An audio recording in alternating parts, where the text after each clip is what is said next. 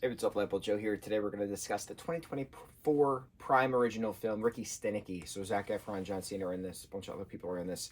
This was in production since like 2010 with a bunch of different actors attached to play Ricky Stanicky, but they would be attached, finances would fall through or something, they'd be attached, the scheduling wouldn't work out, they'd be attached, production problems, etc. So this took a long time to make.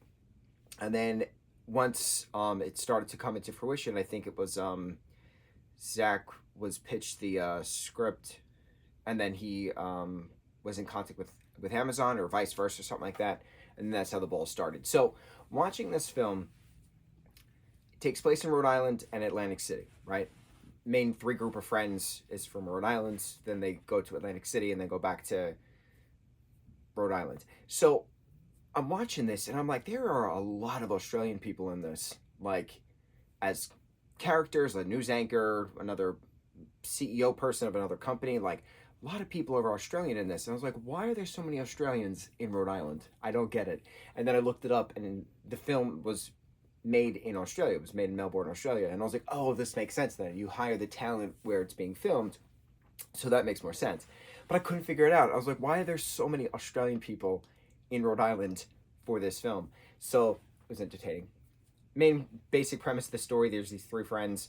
They inadvertently set a house on fire on Halloween. Inadvertently. And they blame this fictitious friend of theirs, Ricky Stanicky. They write Ricky Stanicky on a jacket, leave the jacket behind, and then go about it. And then anything that is ever wrong, they just blame it on Ricky Stanicky. So they get out of a lot of stuff. And then now that they're older, they're adults, they're either married or dating or something like that. Now there's a kid involved for one of the three.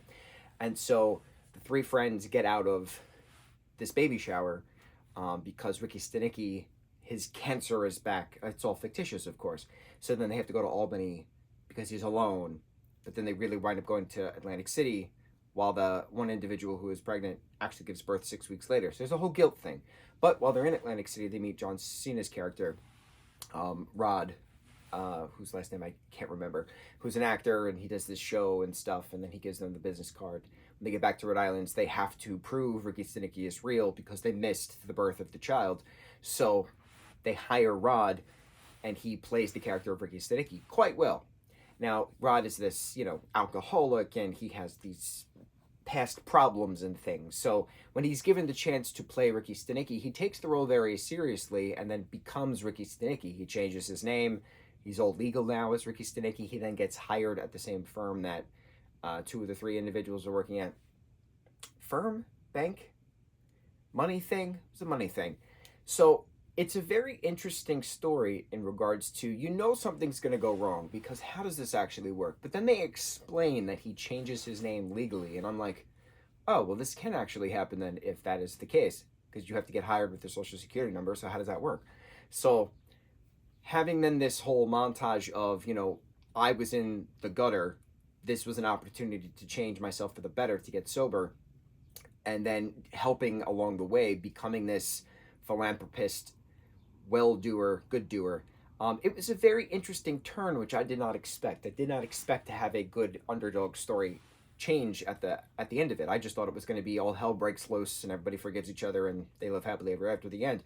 But no, it was a underdog story that changed for the better, and the truth was revealed, and then this truth was celebrated. Very cool. Another thing I liked about this is that it was a lot of people with physical disabilities were just represented as characters, just regular characters throughout the film. That wasn't highlighted specifically on the disability. It was just, this is a character that happened to look different than you. Continuing on with the scene.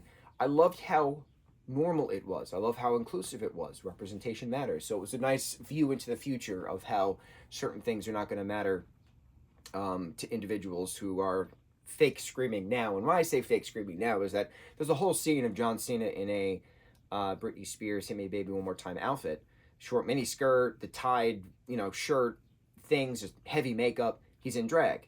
Not one person has screamed about John Cena being in drag about this. So the whole fake uproar of drag is terrible. It's fake. So it's very interesting watching something, not having any uproar about it, because it's all fabricated hysteria in regards to drag is bad. It's fascinating how a cult mindset works, and it's very interesting seeing how passed along this film was, because it's just such a great film that has a good meaning and has a wonderful representation aspect to it. There was no uproar. Not one person has mass complained about it. It's a film. It was there. My main question was, how does he get hired without a social security number? And that was answered.